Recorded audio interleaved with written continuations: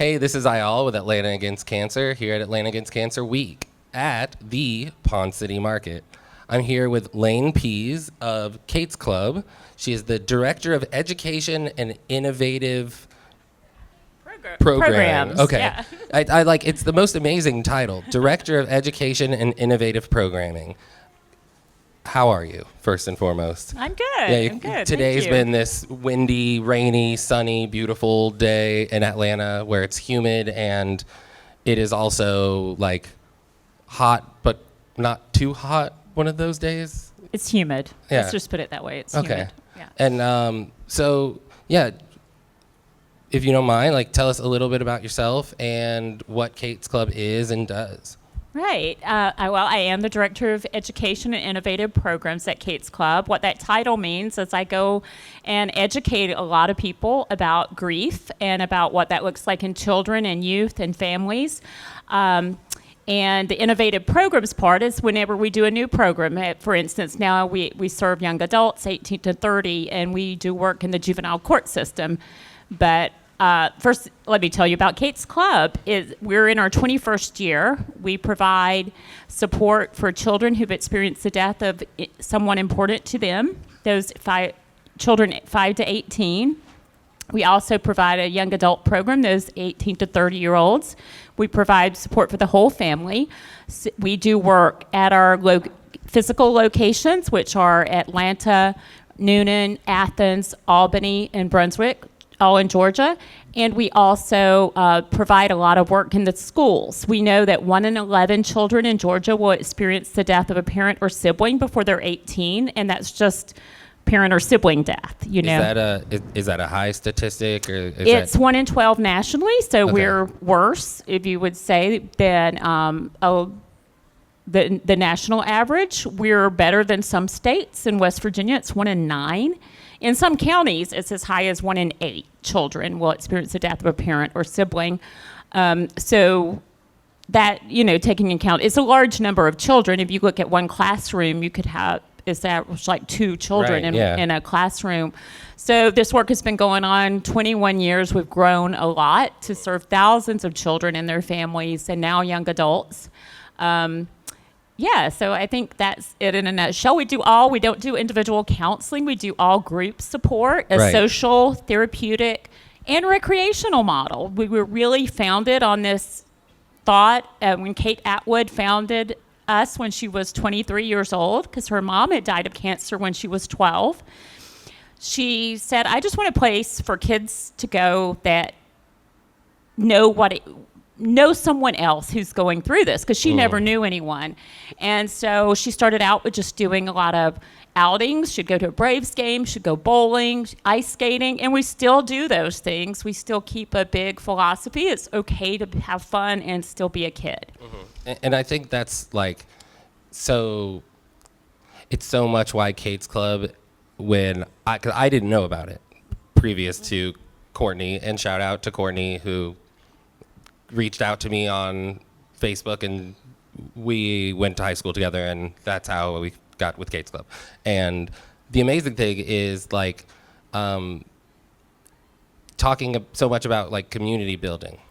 That's what it is. Today's been the entire day. All the podcasts have been about community, and that's basically these kids. They don't want to feel alone, and having this relatable experience, though individual. Still, there's this common line through it. Yeah, I mean, community is our key word, I think. People come into our orientations and they're very reluctant in a way, especially children, because, no one wants to join Kate's Club. We wish there wasn't a need for Kate's Club, right? Mm-hmm. No one wants to be a part of this club, but they leave with a feeling of relief that they've found people that can relate to what they're going through. Do you find that kids in general, do they take well to, not obviously like the deaths and things, but the grief counseling? I don't know if do you use the word counseling? I mean, is that the way to say it? No, counseling kind of speaks to one person, 2 people together, and the child is being counseled.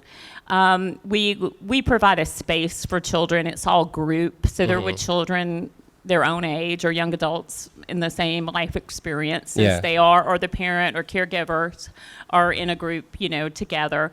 So, I'm sorry, what was your question? It's just that, like, How do they take to it? How do they, is it when, to kind of ask a better question, like, when you deal with a lot of kids, there's so many of them, and not everyone has the same. Kids in general, I mean, adults are the same, actually, now that I say this out loud, but, like, we're emotional.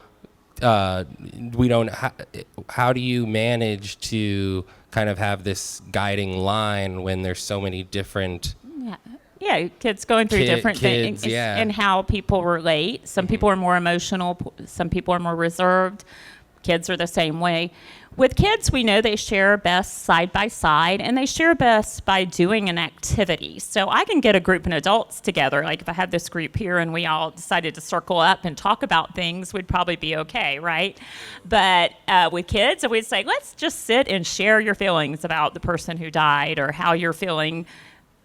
Not going to go well. But if I introduce a basketball game and I say, hey, if you miss the basket, we'll ask you a question and you can answer it or not. We always have the pass rule at Kate's Club. Yeah. But if you get it in, you can ask one of your friends in the group a question about their grief or their person who died, if we're doing something like that, memory activity. Or we're doing a big art project, if we're outside playing in dirt. We do horticulture, have somebody come in and do horticulture therapy. Then you're sharing, and sometimes they don't even know they're sharing, and also kids don't have to talk to feel better. Sometimes they're just taking it in and they're doing the experience. And so everything we do is experiential.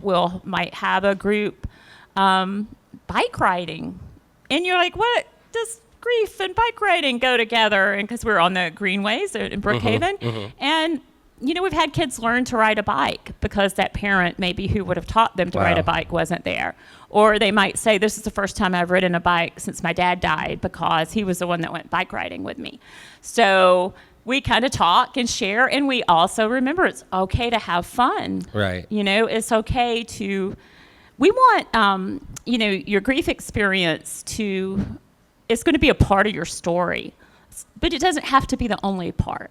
And we want to keep reminding people about that. I think it's weird to sit here and we just hear everything you're saying because it's so much what has been part of bebop and that what we care about. Like, it's not a one-dimensional, it's not grief isn't cookie cutter. Right. And I think that it's fascinating to think about that idea. That one of the things you said was the bike riding thing, because getting taught how to ride a bike and then those examples. And it's interesting too, and like talk to the crowd a little bit. I went to Kate's Club, the offices, which are down the street from where I live now, and I was amazed at the care for it kind of reminded me, and this is a good thing for me, a children's hospital, because it was colorful in the right ways. It was professional in the right ways, and there was like a teen room and there was a basketball hoop game and painting room and all these things. And at that time I really didn't know much about Kate's Club, and then that was kind of just took the tour before like sitting down and learning. I'm fascinated at the way you guys have accomplished what feels like, if you feel like you've accomplished this way to talk to children about the toughest thing there is to talk about, and not just talk, but not move on, to step forward. Yes, I think that's key. Is to one of our philosophies at Kate's Club is to stay connected to the person who died while you move forward in your life. So we don't want that separation to have to take full, that you just have to put everything behind and you go on and you heal. We know that grief is a lifelong process. It goes through the lifespan. If a death happens when you're 5, it's going to look a lot different when you're 10 and when you're 15 and when you're 25 and maybe when you're 35 and you're a parent and you're thinking, gee, I wish I could go to my mom and ask her these questions about being a parent. So grief doesn't end, right? And we don't think that relationship with the person has to end. But we move forward again, and that's a part of your story. You know, being a cancer company, which is a weird thing to say, you know, but in this you guys are nonprofit. We're a death company, so Yeah, that you know, cancer company is not yeah, weird it's at like- all, but, right? I mean, it's when I get with other cancer patients, and you know, depending on any given day, we are laughing about the morbid side of it. It's anybody at any point can crack that joke, Yeah. and it runs. Now, if you put that joke in another room, it might not go so well. Exactly. There's something amazing that happens, because what I've found is that like so much of the work we aim to do with, especially with Atlanta Against Cancer, I mean using Atlanta Against Cancer, because a lot of people don't, I get the question all the time about like what does this have to do with cancer? Like that is the, other than where's my money going, which is the nonprofit question, right? What does this have to do with cancer is the question I get all the time. And I explain that, like, you know, we don't know what's going to be relatable to who. You know, we don't know what experience, what conversation, but for us, we try to create that platform. With Kate's Club, it seems like you guys have not just seen that you can be a platform, but then you're giving activities, you're giving it's like a form of research almost in some ways, like the way I kind of see it, like, you know, because you're dealing with so many things on the surface, like you're not trying to hide feelings. No, you know, definitely not. And I like what you said about that, you know, kind of, you wouldn't think like a cancer company you'd hear so much laughter, but it's the same at Kate's Club, you know, even though it's a people think, oh, what you do, it must be so heavy. And yeah, sure, there's heavy moments, but there's a lot of laughter at Kate's Club too. And if you go by one of our parent groups, when they start sharing the stupid things people have said to them that they, you know, after a person died, you know, you'll hear a lot of laughter and connection, and you'll hear a lot of giggles and fun with the kids. And so there's a lot of laughter at Kate's Club. There's a lot of optimism, you know, at its core. Like I said, we have sad moments, but we're not a sad place. right. Do you think that people, with Kate's Club, do people find Kate's Club at what are they looking for when I imagine there's a lot of referrals. I heard about this, my friend did this. I'm sure there's marketing and creative and such. When people show up, you know, what is it that they're looking? Do people show up looking for, or is it like empty vessel to fill? They're looking for, I would say, especially for the adults that are bringing their children, they just want their kid to be okay. So they're looking for help for their children, and they're looking for connection. You know, that they're. And sometimes I don't think they know what they're looking for. They just know they need to do something. As a parent, when my kids were 9 months old and 4 years old when my first husband died of cancer.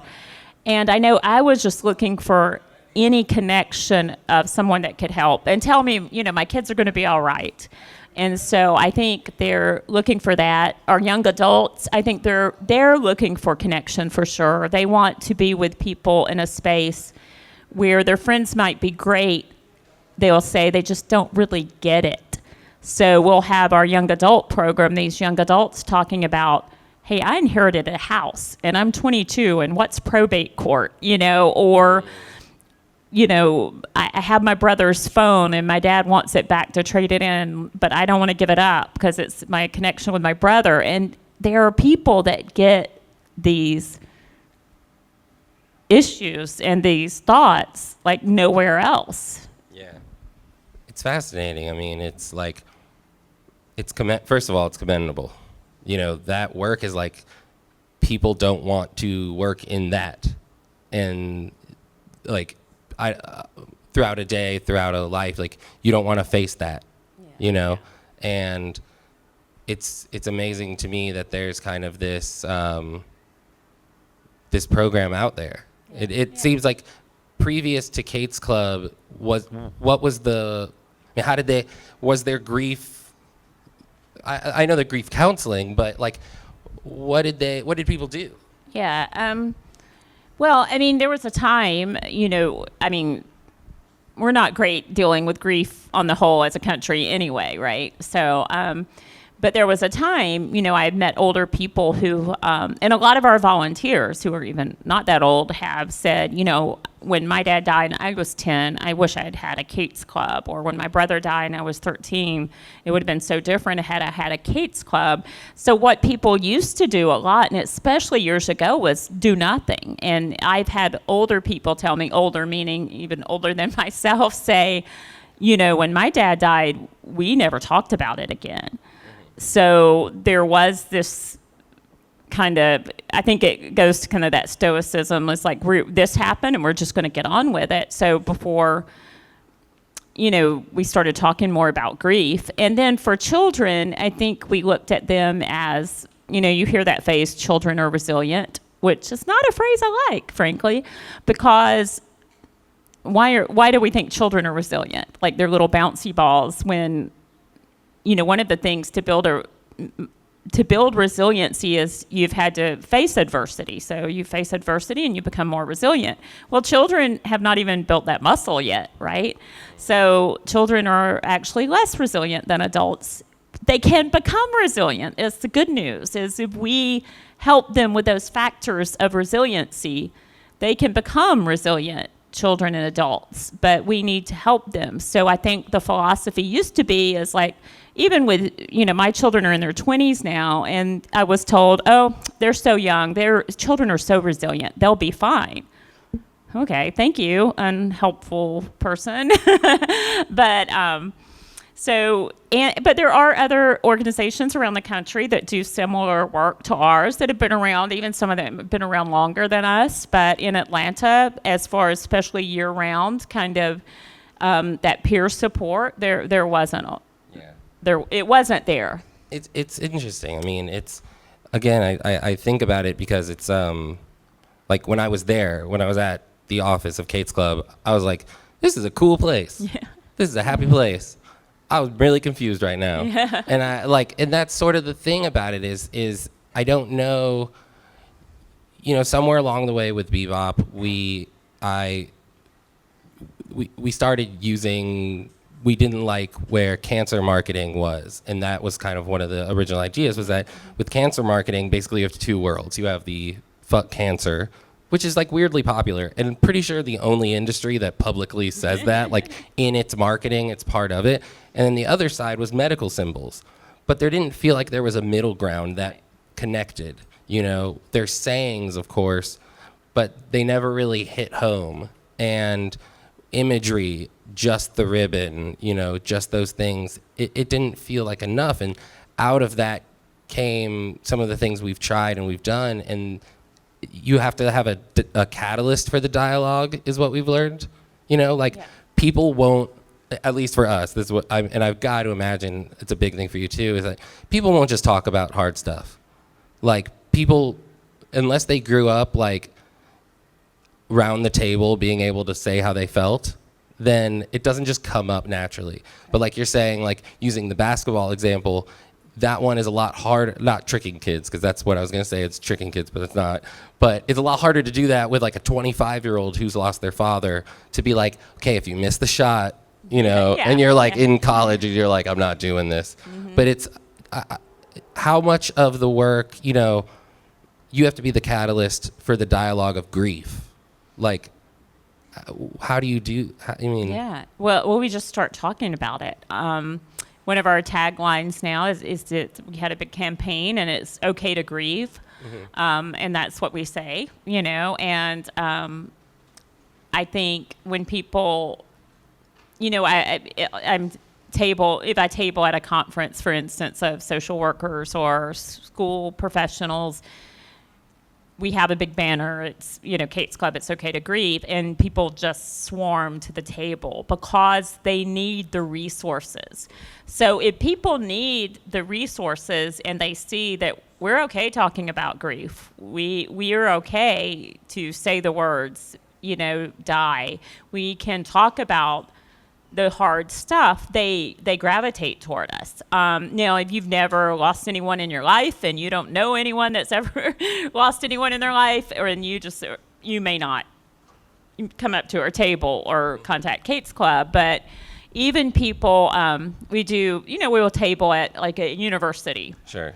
and talk about, and people, a lot of those questions are not just from people who are grieving, but they're like, my best friend's grandmother died and she's Right. really sad and I don't know what to say to her. So we give them ideas. We talk about, what do you say to someone who's grieving? And so I think if you put it out there, probably like you've learned, if you put it out there and people have a connection with it, they're going to come up and go, oh yeah. You have to, that's the thing about being one of these kinds of organizations, I guess the way to say it is like, you have to be the one to kind of be silly for the sake of, I wonder if this will work. Yeah. There's so much of it is, a little bit of faith in being funny sometimes, or a little bit of faith in being willing to just say saying the word death. Yeah. It's heavy for so many people, and it is heavy in general, but I think it's amazing. Now, to kind of segue real quick to like you as a person and like getting into this work and like, you've been there for a while now, right? 12 years. 12 years. How do you keep it fresh for you? Like, how do you, like, not just in life, like, how do you keep it fresh? Like, are you like exercising, going up? But like, if you work in this industry, you work in this tough shit, and it's like, how do you keep yourself motivated and going? Yeah. Well, I've been fortunate enough to kind of move around. I've always been at the director level, but I was program director and I kind of planned more activities with the kids. I started our school outreach program, which we have not just our in-person locations, but we're in schools throughout the state doing 6-week grief groups. So I started that about 10 years ago. So I've kept it fresh by doing new things. And so, the education I do now and advocacy is so a big part of it. And how I don't go crazy, my family might, might say you don't. But I think it's important for us to always talk about, mental well-being and taking breaks from the work and knowing that we can rely on each other, our team, to say, hey, this is a little too much for me today. Can you take this phone call? But I think moving around and having the variety in my work, it has really helped. And that's, I have like 2 more questions, and really the working in that like industry, and like as a person, you have to have fun. Right? Like you have to enjoy yourself. You have to go to work, and the work you're doing is helping a lot of people, but you yourself, I feel, what are some of the like biggest accomplishments or like have there been any like moments or markers where you're just like you close the deal, you walk away, and you're like, Well, anytime, I used to do a lot of our groups, and I don't as much anymore, direct service, but anytime a kid gives me a hug, I'm like, woo, that's a great thing to get, hey, Miss Lane, or thank you, this really helped. I mean, hearing from the families anytime that what we're doing is helping them is huge. And in different scales, if I do a training and they come up afterwards and say, this was so helpful, this is stuff I can use immediately in my work with children. But one of the really cool things that's happened last year is we got the U.S. Surgeon General medallion. Tell me more about this medallion. Well, I took a phone call. I want that medallion. I took an email, and I thought it was spam. Our executive director was out of town, was on one of her rare vacations. So they said, can you respond? And it said U.S. Surgeon General. And I thought, yeah, right. You're the U.S. Surgeon General's office. But I did I said, well, maybe it's true. And they wanted to hop on a Zoom call. So I hopped on and told them about our work. Mm-hmm. And his initiative, it was his staff. They said, is about Dr. Murthy's is against isolation and loneliness. And we came across your organization. It seems like you're doing a lot of work around that since COVID, especially.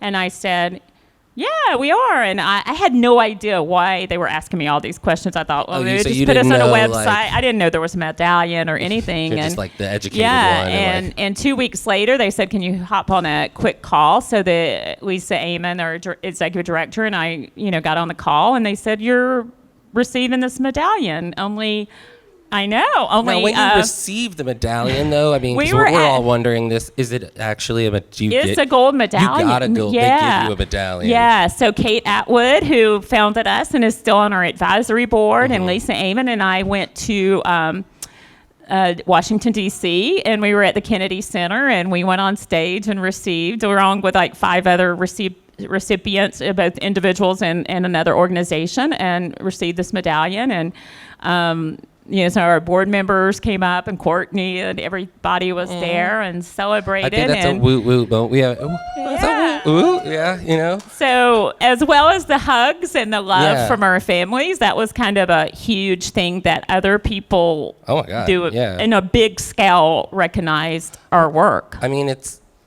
so funny to hear.